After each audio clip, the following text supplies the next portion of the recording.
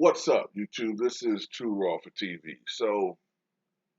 Um, I said I was going to do this morning, but I ain't gonna lie. I overslept. Shit. I'm not gonna lie to you and shit. I got a little sidetracked with some personal affairs this morning. I had to do some errands and my black ass overslept. But before I went to bed, of course, I watched Coming to America, which debuted on Prime Amazon today. And before I went to bed, I went to see if anybody had seen it. I just Googled Coming to America reviews on YouTube and, searched it on YouTube. And I couldn't believe some of the things people were saying about this movie. Like they're making it seem like this was I Got the Hookup 6 or this was like Critters 7, you know, uh, the Toxic Avenger Part 14. Like they made it seem like this was just a god awful, just monstrosity of a dumpster fire. Now, but then again, that's what we tend to do with one another. We tend to look. We're usually the first ones in line to shit on each other when it comes to a lot of shit. You know what I'm saying? When we disagree with each other, oftentimes too, politics, whatever the case may be. We love to shit on each other. But anyway, that's another video for another day. Um, Look, I came into watching this movie with the expectation that this movie is not going to be coming to America from 1988. Um, First of all, this movie is rated PG-13. So there's not going to be as much cussing. There's not going to be nudity, not really. Um, it's going to attempt to be a little bit more family friendly. Okay. I'm aware that Eddie Murphy is 33 years older than he was when he did Coming to America. Eddie Murphy in 1988 was pretty much at the peak of his powers, the peak of the raw, you know, era Eddie Murphy. Okay. Eddie was 27 years old when he did Coming to America. Eddie Murphy will be 60 years old this year. 60. He's not in the same place in his life anymore. Eddie Murphy, pretty much, with few exceptions, ever since Nutty Professor, he's been more or less doing more family friendly movies. Now, there's been some exceptions. Metro wasn't family friendly. I thought Metro was a good movie, but it got panned. I don't know why. It was pretty good. But for the most part, he's done family friendly movies. The Dr. Doolittle movies, The Professor, its sequel, The Clumps. Um, what else? The Shrek movies with Donkey and Daddy Daycare and etc. and etc. etc. His comedy is different. It's not quite as as profane as and explicit as it once was. He doesn't do a whole bunch of fart jokes and talk about his dick and his pussy and all and pussy and all. He doesn't do that really anymore. Okay. So knowing that that's the case, I didn't expect a rehash of what we saw in Coming to America, the first movie. Also, when you have a movie like Coming to America, okay, that's a classic, funny as all get out. Um, you have to realize some of the political realities in this country too. Me Too movement, political correctness. There's some things that he could say in 1988 or 1990 that he can't say, or other comedians can't really say anymore. So if you want to put a little bit of blame on why the movie may not have been as funny as you wanted it to have been, put a little blame on that shit too. Okay. Now this is just me. Okay, because I don't really want to tell the movie, but everybody knows the gist of it. Um, King Joffrey Joffre is near the end of his life, and Prince Akeem uh, appears to be on the verge of becoming king. Um, However,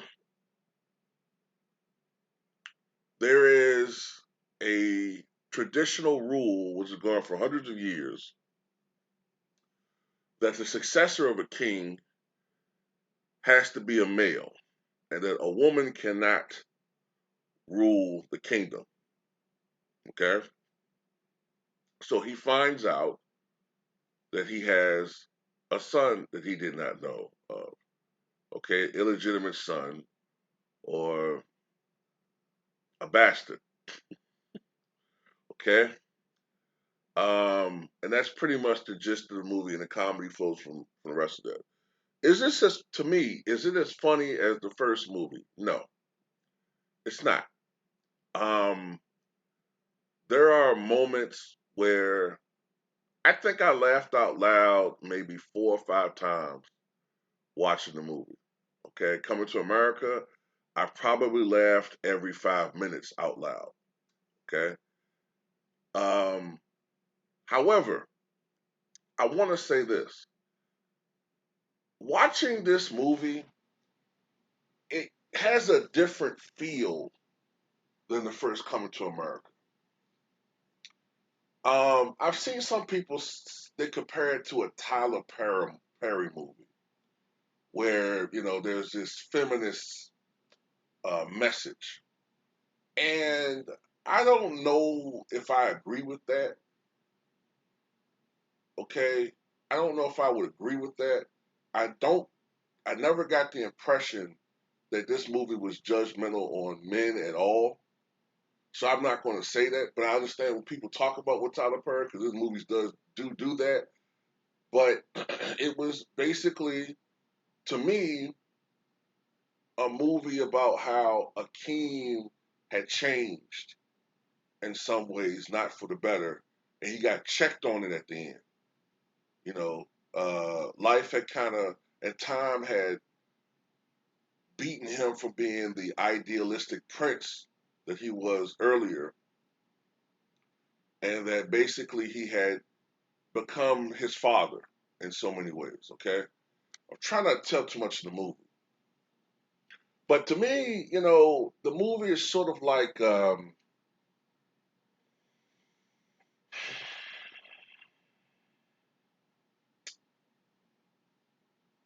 it almost comes across as the type of movie that you would see on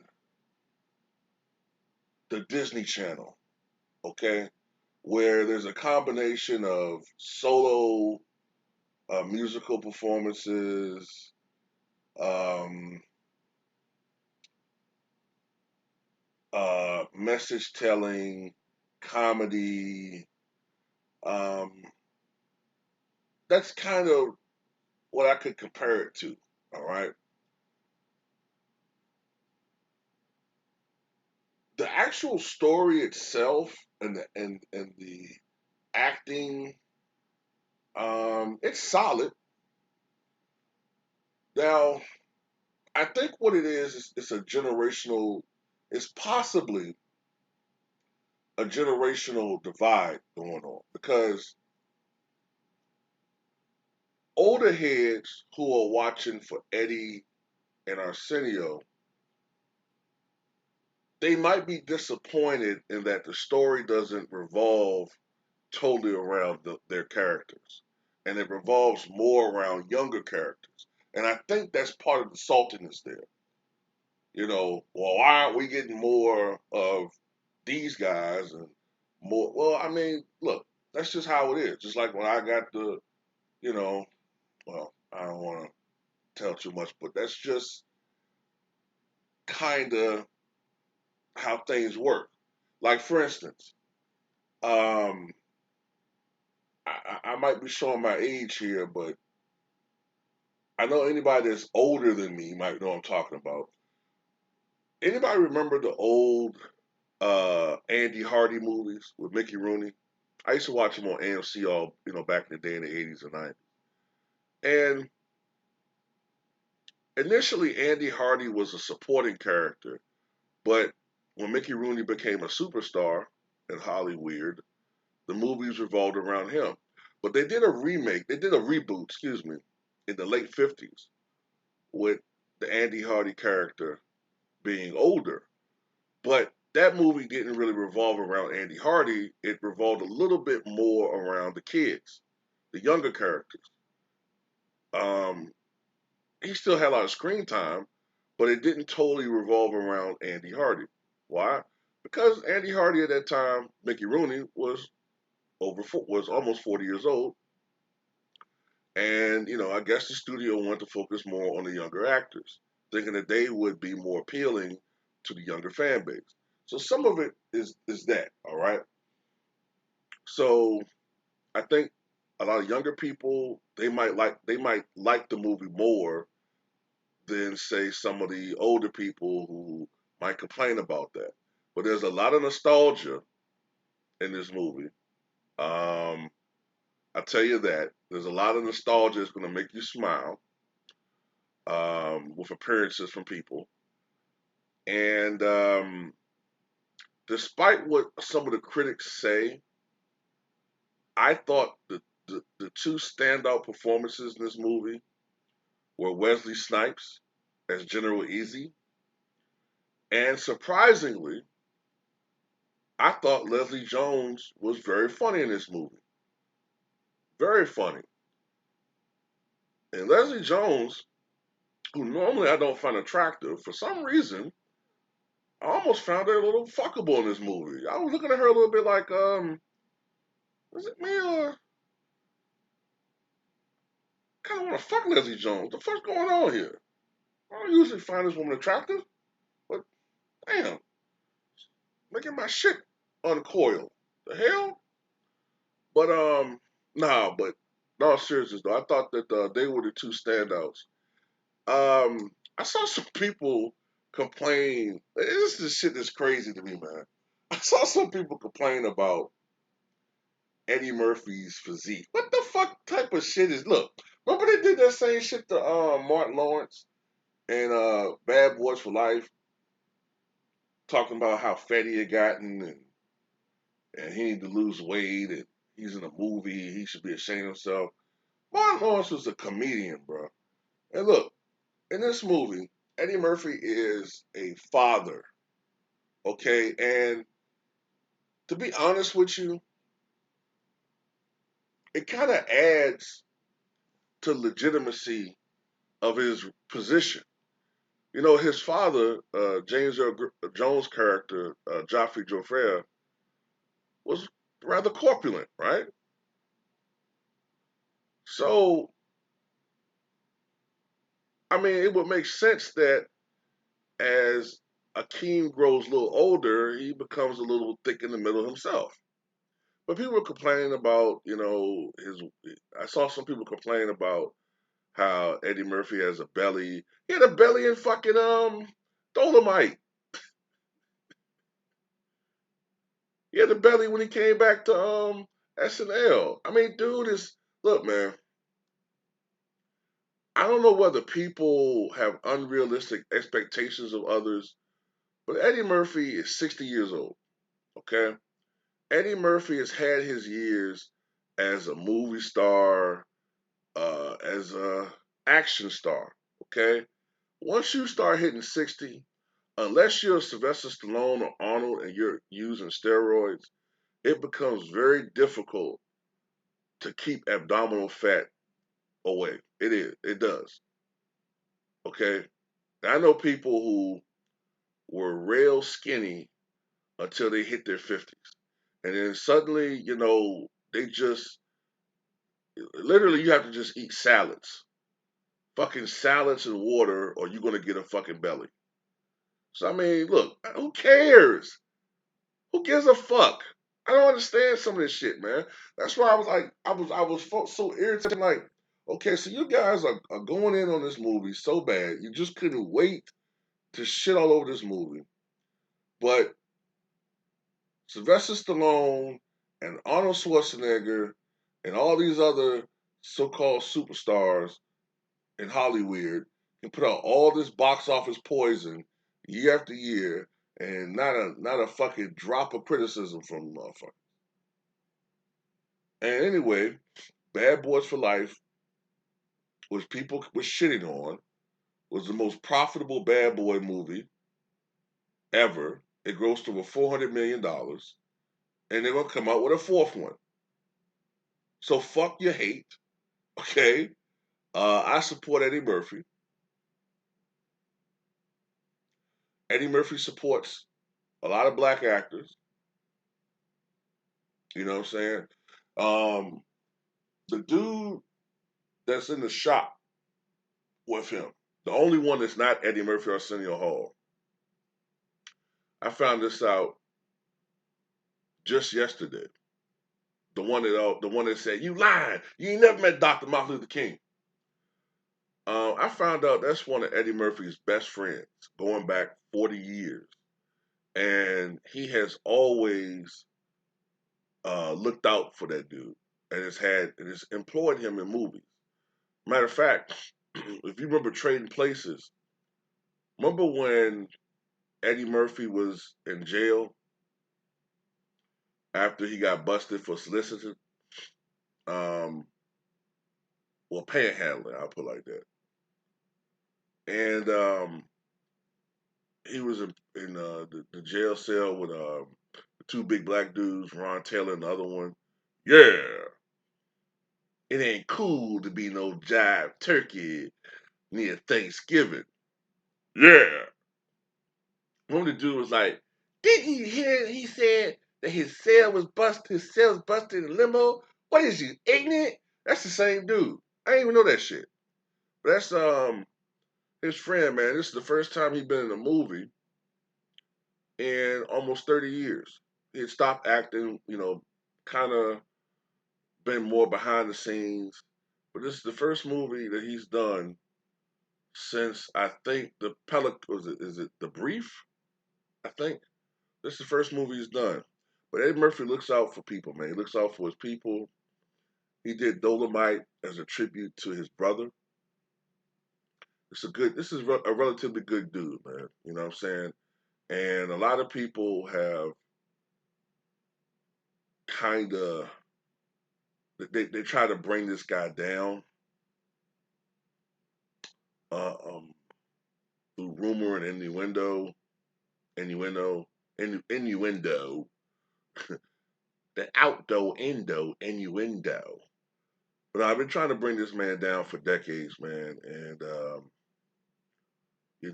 this is a man that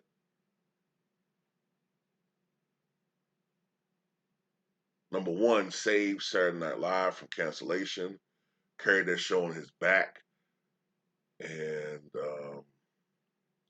then went on to pretty much be the number one box office star for about 4 years. 4 years. And the way this guy looked out for so many people, looked out for Red Fox, put this man back on the map. If Red Fox had not passed away, Red Fox would have. Red Fox went from bankruptcy, being embarrassed. I still remember that shit when I was a kid, man. The IRS taking stuff out of his home. The man was bankrupt. Owed, I think, I can't remember the exact amount, but it might have been $2 or $3 million to the IRS. Eddie Murphy put this man in a movie. and then pitched to CBS to show Royal Family, was involved in that show, and that show was a ratings hit. It was the most successful show of the new shows, and Red Fox was set up to. It was his comeback, man, and then he passed. I still remember that shit, man. It fucked me up as a kid. I was a huge Red Fox fan, but this man's done so much, man, and we need to support him more than this bullshit we're doing. Okay, so that's all I gotta say. Tell me what you guys think. One other thing I wanted to say about this movie too. Um, I love when you watch this movie. I love the influence that Black Panther obviously had on this movie. Um, the display of African culture, the landscape. I mean, it just looks. The land looks so beautiful. The scenery, the imagery. It's unbelievable. That's one thing I liked about this movie too. Um, this movie this whole thing I'm gonna say about this movie that's giving away a little bit. It's the inverse of Coming to America, where 95% of the first movie took place in New York and 5% in Africa. It's the complete opposite. This movie primarily, the scenery at least, it's supposedly is Africa, even though they're not really in Africa, but it gives a really beautiful description or an illustration of Africa and how beautiful the land is. And the costumes, the wardrobe, top notch. That's another thing that I do like about the movie. That the it really you can see the influence of Black Panther on this movie. So that's all I gotta say. Tell me what you guys think.